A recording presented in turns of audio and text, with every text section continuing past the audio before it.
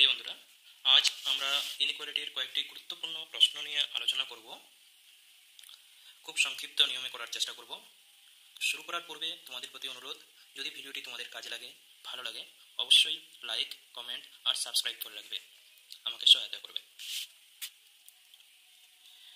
তো আমরা প্রথম প্রশ্নটা যেটা দেখতে পাচ্ছি যে ইফ a, b, c আর positive real numbers and if a by b plus c plus b by c plus a plus c by a plus b greater than equal to k, then the value of k option A তে আছে 2, option B তে আছে 3/2, option C তে আছে 3, option D তে আছে 4 whole 1/2। এই চারটি অপশনের মধ্যে কোনটা সঠিক হবে? তো এই ধরনের প্রশ্নগুলোতে আমরা সমাধান করব সবসময় শর্টকাট মেথড, যেটা অনেক স্যারেরা করে, আমিও সেই পদ্ধতিতেই করার চেষ্টা করছি। কীভাবে? আমরা সাবস্টিটিউশন করব। আমরা ধরে নিচ্ছি let a equal to b equal to c। তাহলে এখান থেকে কি পাবো? Then a by b plus c plus b by c plus a plus c by a plus b আমাদেরকে কি দেবে? আমরা যেটা পেয়ে যাব a by 2a plus b by 2b plus c by 2c। তো এখান থেকে ক্যালকুলেশন করার পরে সিম্পলি কি পাবো? 3/2। তো আমরা দেখে নিই যে 3/2 আমাদের কোন অপশনটি আছে? অপশন বি, এটি হচ্ছে আমাদের উত্তর। ঠিক এভাবেই আমরা যদি সেকেন্ড অঙ্কটি করার চেষ্টা করি, তাহলে সেখানেও কি দেখতে পাবো? Let a equal to b equal to c, then b plus c by a, c plus a by b plus c। এটা আমাদেরকে কি দেবে? আমরা যদি ভ্যালু পুট করি তাহলে আমরা এখানেও পেয়ে যাব 2a by a, 2b by b plus 2c by c। Calculation করার পর পেয়ে যাব 6। তো কোন অপশনটা আমাদের কাছে কারেক্ট হবে? আমাদের কাছে কারেক্ট অপশন হয়ে যাবে অপশন এ। ঠিক এভাবেই আমরা আরো 2-3টে প্রশ্ন যদি দেখে নিই, অপশন 3 মানে কোশ্চেন নাম্বার 3, এটাকে যদি আমরা করার চেষ্টা করি, এখানে আমাদেরকে কি পুট করতে হবে? দেখো এখানে একটা আমাদের কন্ডিশন দিয়ে দিয়েছে positive and a plus B equal to 1।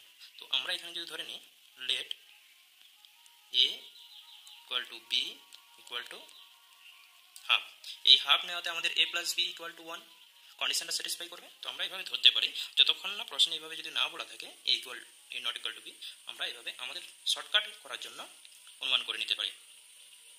তাহলে এখান থেকে আমরা কি পাবো? দেন a প্লাস 1/a তার whole square plus b plus 1/b তার হোল স্কোয়ার কি হয়ে যাবে? এখানে আমরা পেয়ে যাব 2 প্লাস 1/2, প্রথমে হাফটা লিখলে ভালো হতো, প্লাস 1/2। তো এটা ক্যালকুলেশন করার পরে আমরা যেটা পাবো সেটা হচ্ছে 2 ইন্টু 25/4। জাস্ট সিম্পলি ক্যালকুলেট করার পর কি পেয়ে যাবো আমরা? 25/2। তো মিনিমাম ভ্যালুটা আমাদের কাছে কি দাঁড়িয়ে যাবে? 25/2। কোন অপশনটি? Option B is the correct.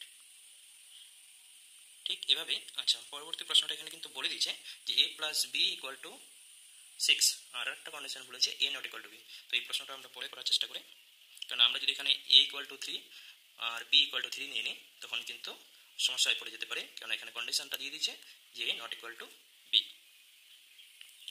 আচ্ছা, এখানে কি বলেছে? এখানে আমরা যদি দেখি যে x plus Y plus Z equal to 1, তাহলে আমাদেরকে এমন একটা ভ্যালু করতে হবে যাতে কি কন্ডিশনটাকে স্যাটিসফাই করে। তাহলে let x equal to Y equal to Z সমান 1/3। 1/3 যদি প্রত্যেকের মান ভ্যালু আমরা ভাবি তাহলে গিভেন কন্ডিশনটা স্যাটিসফাই করবে, আর ওখান থেকে আমরা সহজে ক্যালকুলেশন করে নিতে পারবো। আমি জাস্ট একটি ক্যালকুলেশন করছি যে x 2 মাইনাস x এটা আমাদেরকে কি দিতে পারে? তো 1/3 2 মাইনাস 1/3। তো ক্যালকুলেশন করার পরে আমরা যেটা পেয়ে যাব সেটা হচ্ছে 1/3 ইন্টু 3/5, তো পেয়ে যাব 1/5। আলটিমেট তাহলে আমাদের রেজাল্টটা কি আসবে? আলটিমেট আমরা যেটা পেয়ে যাব সেটা হচ্ছে এই কন্ডিশনটা আমাদেরকে কি দিয়ে দেবে, এটা সমান একটা সিঙ্গেল ভ্যালু দিয়ে দিচ্ছে 1/5, তাহলে টোটালটা দিয়ে দেবে 3/5।